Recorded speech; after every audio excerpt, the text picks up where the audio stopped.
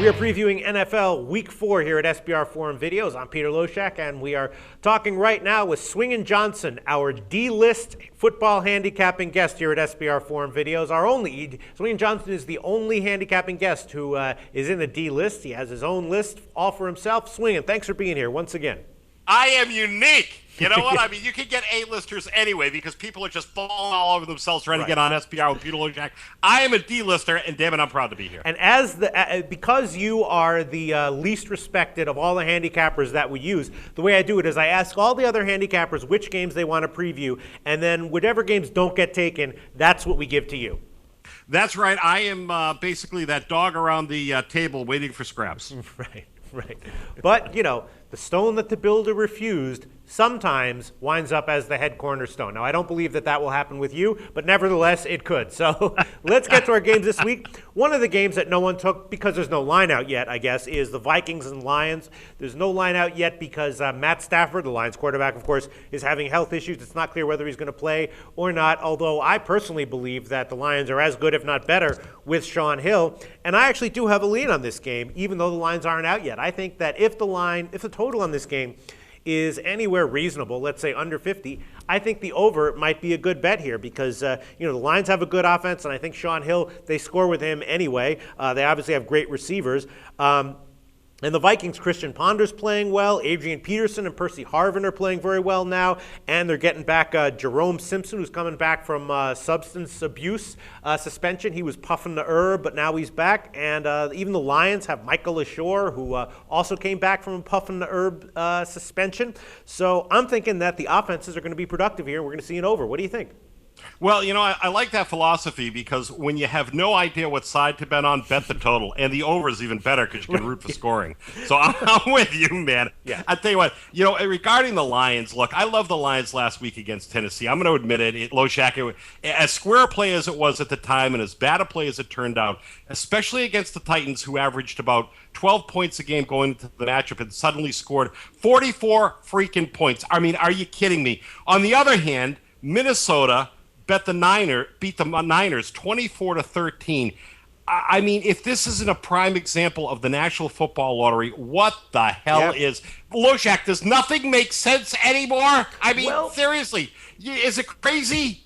I think actually, that game, now I didn't have the balls to bet it, but every bone inside of me was telling me to take the Vikings. And you have a team that's been doing well in the first few weeks, then they're going on the road into a dome as a, touchdown favorite. I mean, that just screams take the underdog, but there's a reason why that line always stays so high, because everyone, including people like me, seasoned gambling veterans, still don't have the cojones to pull the trigger on the Vikings in that situation. But obviously, well, you know what? At least you have the cojones to admit it, because all right, you can make a case that you could play the Minnesota Vikings, with the touchdown head start, but for them to win by 11, I mean, are you shitting me? It's almost like you could just put a team of old high school football players in an NFL uniform, and they might just be able to win a game because it's a fucking lottery after all. You know what I mean? I mean, what is happening here? No, all right. Let's keep it together, Swingin Johnson. Let's keep it together. It's not, you couldn't put a bunch of high school football players. The reason that this stuff happens is because they're not high school football players. They're all NFL players.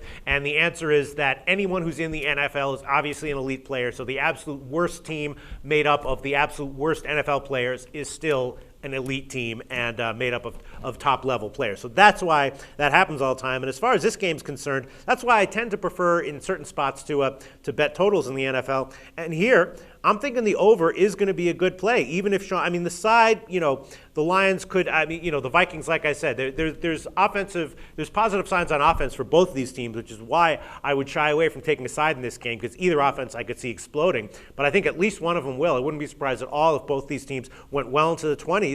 And if this total is anything under 50, I'm liking the over. In fact, that's going to be my official pick. If Stafford does not play and the total is under 50, I'm officially pounding the over.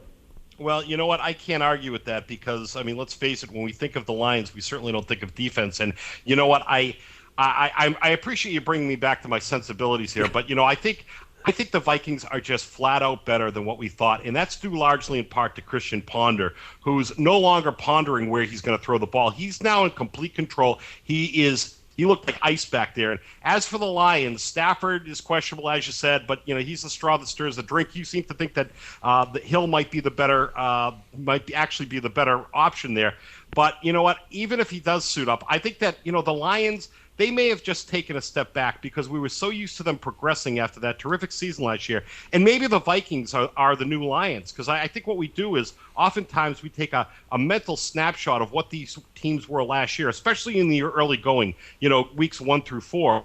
And you know what? Teams change. I mean, they've got free agents, they've got veterans, they've got all kinds of things that change, but we still view them from maybe the view from last year. So, you know what? I know right now most books aren't putting any numbers on the sides here, but betonline.com, according to SBR odds, has Lions at -4.5. Legends has them -3.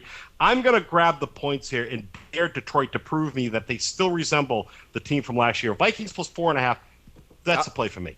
All right. And did you just make a pun on Ponder's last name? Did you just say he's not Ponder? All right. This call's over. Cut. Yeah, We're done. That Thanks, was Swingin. completely intentional.